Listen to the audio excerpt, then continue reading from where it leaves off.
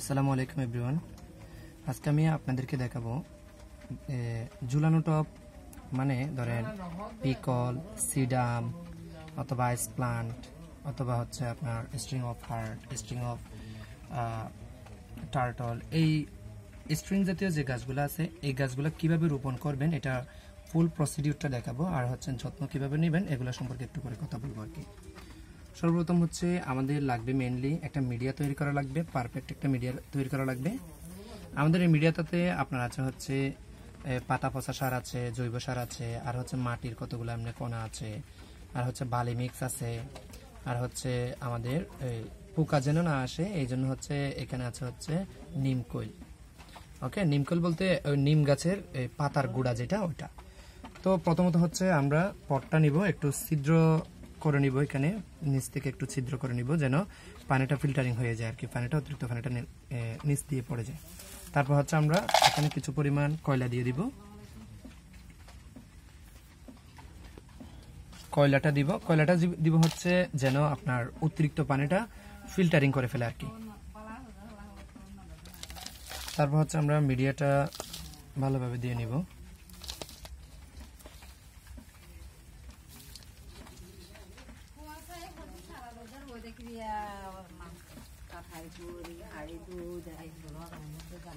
ওকে, মিডিয়াটা আমরা যথাযথ পরিমাণে নিয়ে তারপরে হচ্ছে এখানে গাছটা হচ্ছে আমরা রোপণ করবো আর কি।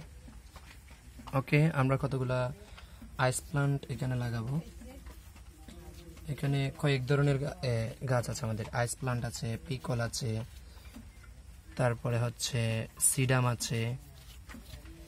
এখানে আমি কয়েকটা আইস প্লান্ট লাগাবো আর কি, এই যে এগুলাই হচ্ছে লাগাবো আমি। তো দেখেন আপনারা লাগাবেনটা কিভাবে, ঠিক মাঝখান থেকে শুরু করতে পারেন, এটা হচ্ছে কোনো বাধ্যবাধকতা নাই, আপনার ইচ্ছা মতো আপনি লাগাতে পারবেন। জাস্ট হচ্ছে আইস প্লান্টগুলো হচ্ছে আমরা কাটিং করে নিয়েছিলাম আগের পুরানো টপ থেকে, পুরানো টপ লম্বা লম্বা হয়ে গেছিল আর কি। তো এই জন্য হচ্ছে আমরা কাটিং করে মিডিয়াটা চেঞ্জ করে দিচ্ছি আর কি এখন।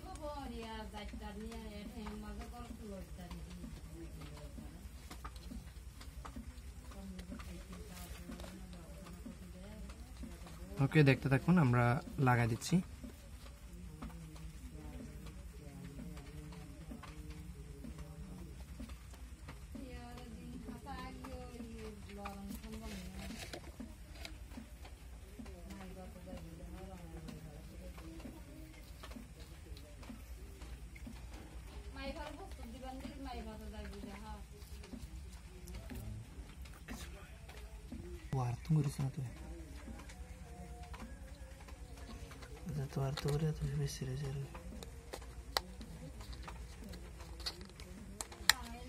ওকে, আমাদের হচ্ছে হ্যাঙ্গার পড়ানো শেষ, এবার হচ্ছে আমরা একটু পানিটা স্প্রে করে দিব আর কি।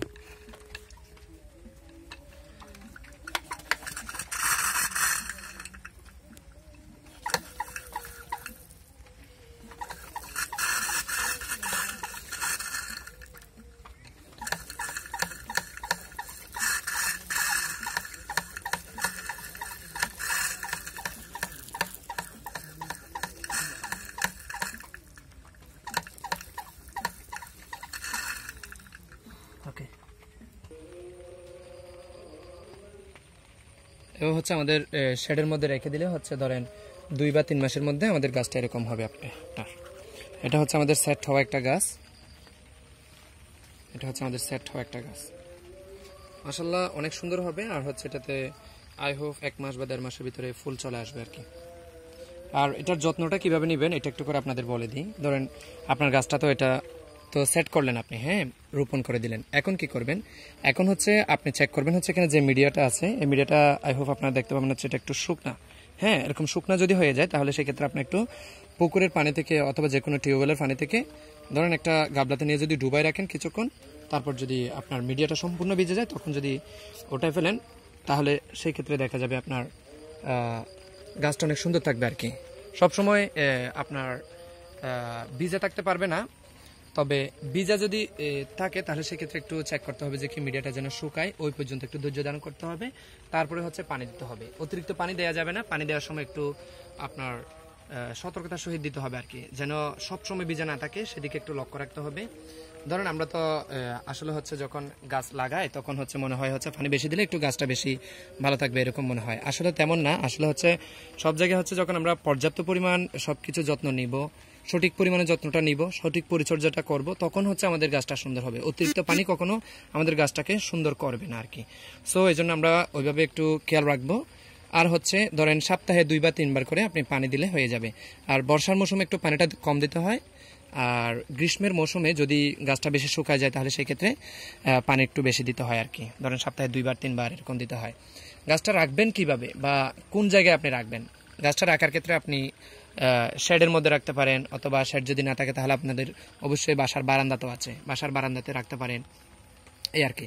বাসার বারান্দাতে যদি ধরেন আপনার 1 ঘন্টা 2 ঘন্টা অথবা 2-3 ঘন্টা পর্যন্ত আলো আসে, তাহলে সেই ক্ষেত্রে ওই বারান্দাটাই আপনার গাছটা সুন্দর হবে বেশি। ওকে, সবাইকে ধন্যবাদ। সবাই আমাদের চ্যানেলটা সাবস্ক্রাইব করবেন, আর হচ্ছে আমাদের পেজে ভিজিট করতে পারেন। আর কোনো গাছ যদি আপনাদের যদি পছন্দ হয়ে থাকে তাহলে সেক্ষেত্রে আমাদের পেজে ভিজিট করে আপনাদের পছন্দের গাছটা আমাদের থেকে কালেক্ট করতে পারেন। আর সারা বাংলাদেশে হচ্ছে আমরা সুন্দরবন কুরিয়ার সার্ভিসের সাহায্যে হচ্ছে আমরা ডেলিভারি দিয়ে থাকি আর কি। ওকে, ধন্যবাদ সবাইকে। আসসালামু আলাইকুম।